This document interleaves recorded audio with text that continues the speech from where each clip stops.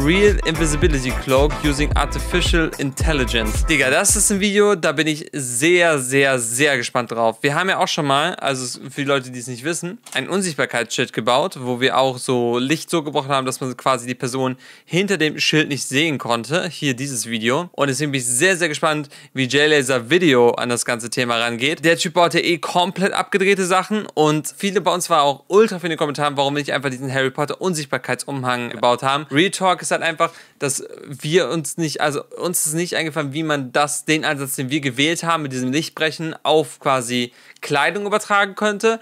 Deswegen bin ich sehr gespannt, was er da macht. Ohne Scheiß. Los geht's und Abfahrt. Yes. Right, no magic, no green screens. Check this out. Hol mal das Schild. Ey, das ist irgendwo in der Werkstatt.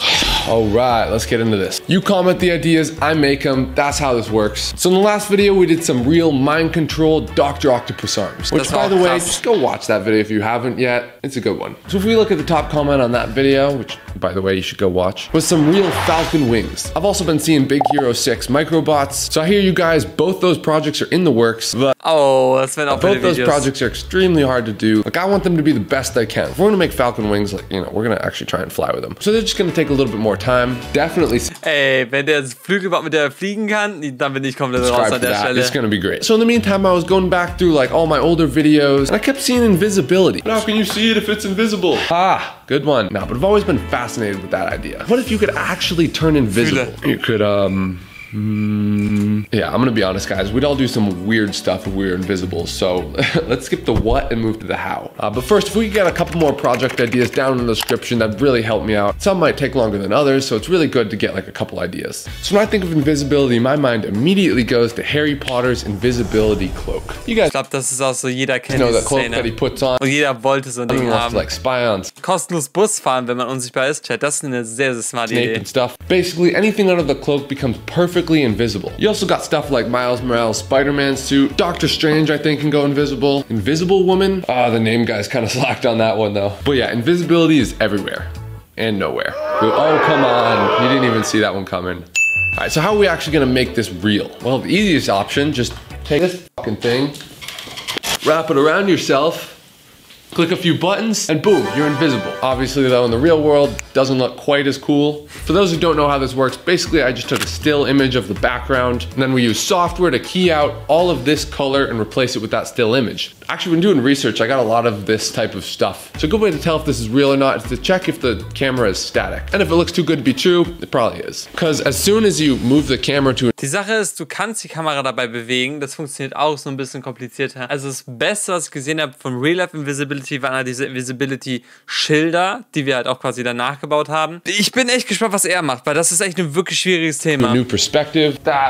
Yeah, the shot completely breaks down. So clearly, we're gonna need another option. So the goal is to basically make an invisibility suit like that, but have it be in the real world. So to understand invisibility, we gotta start with what actually is visibility. Basically, light gets emitted from a source, like the sun, light bulbs, etc., and bounces off objects in all directions. Say this one. Genau, das Ding ist, was er jetzt machen muss, ist, also das ist genau das Problem, was wir auch hatten, als wir unser Schild gebaut haben. Damit wir Objekte sehen, ist es ja so, Licht trifft auf ein Objekt und dieses Licht von dem Objekt kommt wieder zurück ins Auge. Und damit das Objekt halt unsichtbar wird, müssen wir halt entweder verhindern, dass das Ding halt dieses Licht reflektiert. In dem Fall wird es halt einfach auch nur schwarz werden, was halt keinen Sinn macht. Oder vor allem müssen wir verhindern, dass das reflektierte Licht unser Auge trifft. Water balloon is the light, and my lovely volunteer here is the object we're trying to see. The light hits a target and the splashes bounce off in all directions. And some of those splashes reach our eyes. So based on all the different splashes and all their different angles, we can see the object and know what it looks like. I hate this demo. This is a stupid demo. So in order to make something invisible, the light reaching our eyes can't be obstructed by the thing we're trying to make invisible. That's why glass looks invisible, because most of the light we see passes right on through. Now there's a couple ways we could go about this. First, we could develop some sort of like jellyfish potion that makes our entire body translucent, and we can just run around naked and we're good. I'm gonna be honest.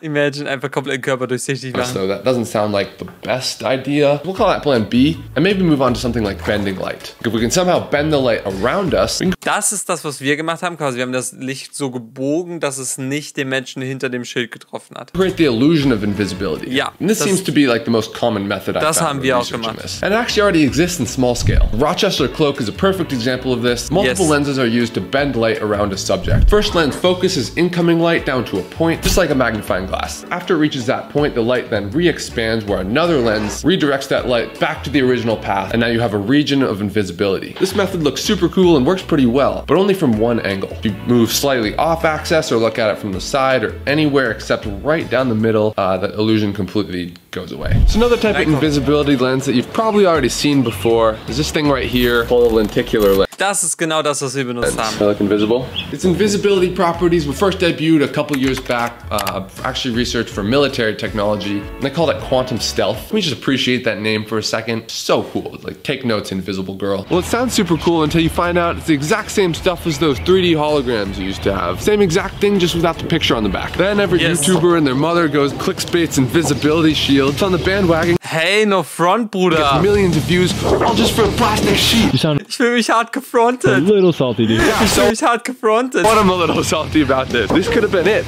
This could have been the end of the video. Now I gotta go play around with lenses, figure out how to like improve this somehow. Whatever, I'll still explain how it works real quick. These lenses have tons of tiny little ridges in them. And all these ridges bend light differently depending on what angle you're looking at it from. Again, you go back to our water balloon demo. Your position will affect what light interacts with you and what you perceive. It's a lot simpler than they make it sound with quantum stealth. I think they're calling that because they're just dealing with tiny little photons on the quantum level, but you know, technically everything's quantum, but it works on the same principle of how any other lens affects light. So when you stand in front of the lens, the light that bounces off you goes through the lens. Ich finde es aber trotzdem mega and is scattered along that lenticular plane. The background light passing through the lens is also distorted in the same way, which is okay as long as the background is like solid colors or includes lines that line up with the lenticular plane. The best way to describe it is it's a real life smudge tool in Photoshop. Like if you smudge something along the line, it doesn't matter, it's still gonna look like the line, but the illusion completely breaks down if you stand in front of anything that's like not straight lines, which is the main downside to this method. It only works in certain circumstances. Also, even in the most perfect conditions, you're still gonna get like a blurry splotch. Used in this way, it doesn't have the ability to show clear images. But again, not bad at all for a piece of cheap plastic. Like, look at that, already makes the back wall disappear. It's good, but I was thinking like, what are some ways we can improve upon this technology? Like, how can we make it work against all surfaces and make it produce a clear image? Well, remember, you actually can get a clear image Alter, wenn der es schafft, ey, Stones. when the lens is up close to something. This is the same stuff as the 3D holograms. This looks pretty clear, and 3D. So I thought, what if we could just replace this 3D hologram with a picture of our background? That would work for one specific area, but again, it's not very dynamic. But what if we had a picture that constantly updated our background, like using a screen? Now we're getting somewhere. So maybe we can make like a screen suit, shield, cloak, using these lenses and screens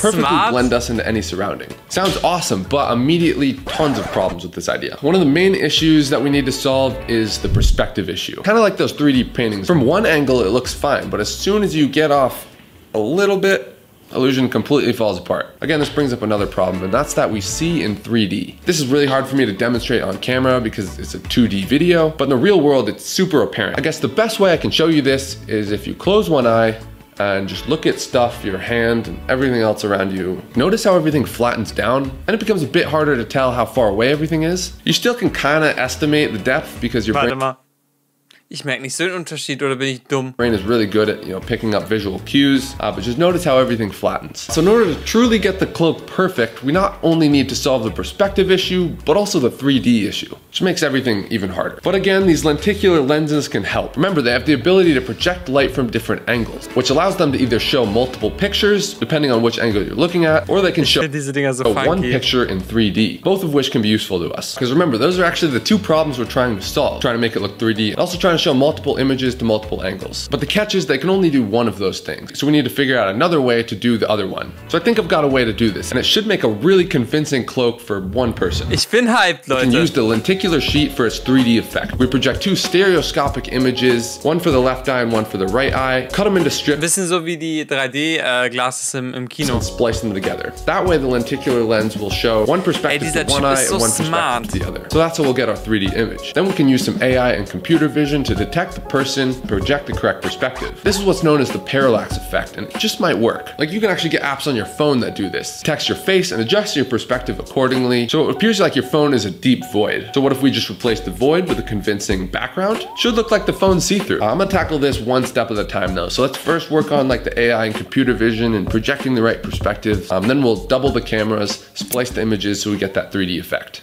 Alter, insane. Okay, let's go. So to scale everything up, we need some nice high-res screens, high-res TV will probably do it, and some nice camera equipment. Ich merke schon, das Video wird teuer. To the store. So we headed on down to Micro Center looking for a TV and some camera equipment. And actually when we pulled up, there were tons of people waiting outside for it to open. We're kind of curious actually, and we got to chatting with the managers, and it turned out they're basically the only physical store that carries products like the high-end 3000 series graphics cards, which are clearly in high demand. They've also got tons of like 3D printers and other electronics and DIY stuff. It really is like tech heaven. It's true, like you really don't see this in any other store. And they got 25 locations all across the US. So I picked out a TV that should be big enough to cover my body. Then we went to check out the cameras, but not before doing a little J-Laser promotion on their computers, which they have a ton of. Neural network to track my face. You can then use that position of my face to adjust the background to be correct for my perspective. To get the background image on the Das heißt, die künstliche Intelligenz sucht, wo das Gesicht ist, und dadurch errechnen die, wie die Perspektive sein müsste von seiner Sicht aus. Das ist smart. Using a wide-angle camera, that way we can punch in on different spots and adjust the perspectives accordingly with software. It's not perfect, but you can sort of see the potential, right? Like I'm just using a standard webcam to track my face, and I haven't really fine-tuned everything yet. And if it's unclear,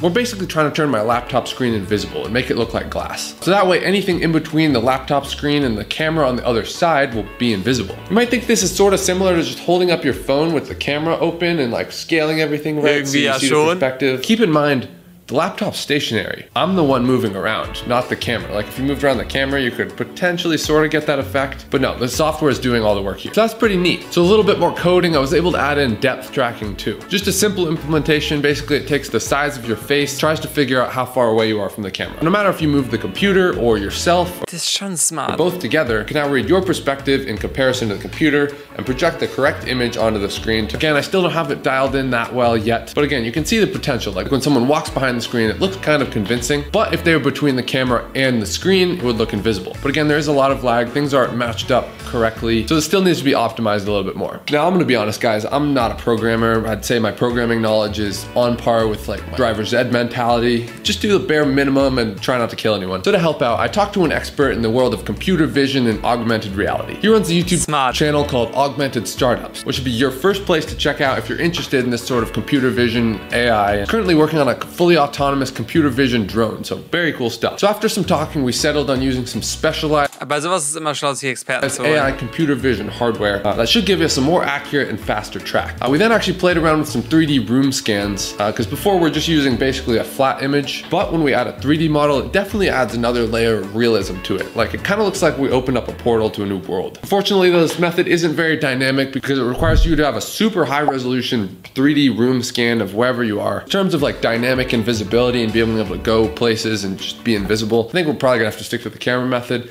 But he did give me some helpful tips on that. He showed me how to smooth out my tracking. Do you mind just showing me how to move that virtual camera around? So then I scaled up my original design to the bigger monitor we got. And again, this led to some more problems. First, the scaling and motion Boah, da brauchst du noch mehr Leistung. settings were all off again just due to the increased size of the screen. Perspective was way off and the brightness was also messed up too. Because right now I'm using a single camera system to pick up the background. Ey, das ist so ein Mammutprojekt. The picture is coming from like a small area in the center of the screen. But from someone who's looking at the TV from the front, it doesn't always line up with this cone field of view from the cameras. Any place there's mismatch, the image is gonna look a little bit weird. Like ideally we could have the entire back of the screen just be one giant like camera. Wie soll das in einen Umhang reingehen, frage ich mich die ganze Zeit, Chat, oder? And all the images together to make the perfect display. But that's extremely complicated to do. So instead I spent just hours trying to figure out how to manipulate these images, warp them to produce a convincing background. After a bit more research, I realized to actually show a believable image, we're gonna have to make it 3D somehow. I mean, for some scenes where the background is like a flat plane, like my wall here, it doesn't matter too much, but if there's a bunch of different objects, some in the foreground, some in the background, 3D aspect is important. Because as you move around, the closer objects will move more than the further ones. And you can see this happening with our full 3D room scan, but again, we can't be getting full scans of everywhere we're going. But I did a little bit more research and I think we can actually solve this issue with more AI. This is so cool, guys. This Wie viel AI willst du haben? Ja. recently developed program can take flat image in painting to render 3D parallax motion. Yeah, I'm literally just reading the abstract off this paper, you know, again, not a programmer, but just look at how cool this is. We can go from a normal flat image to a fully rendered 3D video. They've got all their code on GitHub if you want to look into this more, but yeah, we can use this to render out our camera images to 3D, then use our original face tracking AI to see where the person's looking from and show the correct perspective. This does still take a bit of time to render, so if we stay in the same spot, it has time to render out the 3D picture, but when we're moving around, we can still use our standard flat picture and tracking in real time. Hopefully this makes sense though. I'm trying my best to explain it, and again, I'm not a programmer, so this took forever to do. But finally, with a bit of tweaking, I think I got a pretty convincing effect working. And also, I want you guys to be seeing exactly what I'm seeing. And I can't really do that if I'm trying to hold a camera up to my face because the thing's trying to see my face. What it did instead is had the AI track the camera using a QR code I mounted to it. So if we set everything up, as you can see, anything between the TV and the camera is essentially invisible. Just a matter Das sieht schon krass aus. tweaking the settings so they're perfectly in match with what we're actually seeing. Overall, it does a great job, but there are still a few problems. Dann packt er da drauf, weil ich skippe mal jetzt kurz, wir zocken jetzt gleich. I kind of wanted to curve around ich würde gerne wissen, wie es jetzt aussieht. Wenn ihr die Parts dazwischen sehen wollt, schaut auf der Laser-Video rein. Fun, no magic, no green screens. Check this out. Ja, es ist auf jeden Fall krass. Es ist auf jeden Fall krass.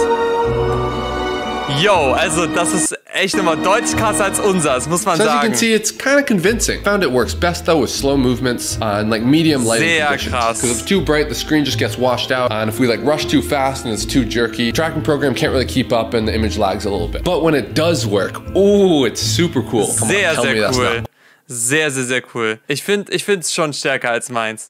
Bitte abonniert meine Channels. Danke. Stay curious. Lol.